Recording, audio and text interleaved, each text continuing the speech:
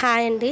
మా అమ్మ నేను చిన్నప్పుడు ఇడ్లీ ఈ విధంగా అయితే పెడుతుండేది. నాకు సడన్గా గుర్తొచ్చిందండి. ఏంటంటే మనం ఇప్పుడైతే ఇడ్లీ పిండిని ఈరోజు గ్రైండ్ చేసుకొని 2 రోజులు నిల్వ ఉంచుకొని ఇడ్లీ పెట్టుకుంటున్నాం కదండి. ఆ విధంగా కాకుండా ఎప్పటికప్పుడే పిండి గ్రైండ్ చేసుకొని మనం ఇడ్లీ పెట్టుకుంటే చాలా మంచిదంటండి. ఇగోండి ఈ బౌల్లో గ్లాసుడు వాటర్ పోసానండి. పోసి ఆ క్లాత్ని ఫస్ట్ అయితే నీట్గా వాష్ చేసుకొని ఆ క్లాత్ని ఈ విధంగా టైట్గా కట్టుకోవాలండి. ఇడ్లీ పిండిని మీరే కాదండి, అఫ్కోర్స్ నేను కూడా 2 రోజులు నిల్వ ఉంచుకొని ఇడ్లీ పెడతాను. కానీ అలా కాకుండా వెంటనే ఇడ్లీ పిండి గ్రైండ్ చేసుకుని ఈ విధంగా ఇడ్లీ అలా కాకుండా ఈ విధంగా ఒకసారి ట్రై చేస్తే ఎలా ఉంటుందో చూడండి. నేనైతే చిన్నప్పుడు తిన్నా, చాలా బాగుంది. మళ్ళీ అలా మా అమ్మ చేసింది కదండి, ఒకసారి ట్రై చేయాలనిపించింది.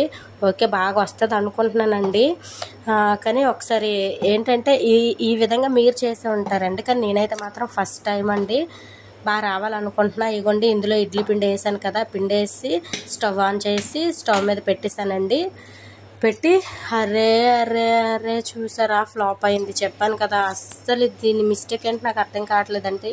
నేనే ఒక్కటి అనుకుంటే అదొకటి అయింది. అరే ఇలా ఎందుకు అయిందో నాకైతే తెలియదు. మీకు తెలిసి ఉంటే మీరు కామెంట్ చేయండి.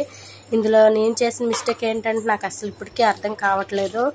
అందుకే అంటారండి, మనం కాకుండా పెద్దవాళ్ళు చేసిన వంటల్లో చాలా ఇవి ఉంటాయండి. కానీ సరే, నెక్స్ట్ టైం ట్రై చేద్దామండి. పెట్టాను, ఇది ఎలా వస్తుంది, సెకండ్ది మళ్ళీ పెట్టా, ఎలా వస్తుందో చూసి మీకు మళ్ళీ పెడతానండి. ఓకే, ఎందువల్ల ఇలా అయిందో మీరు కామెంట్ చేయండి.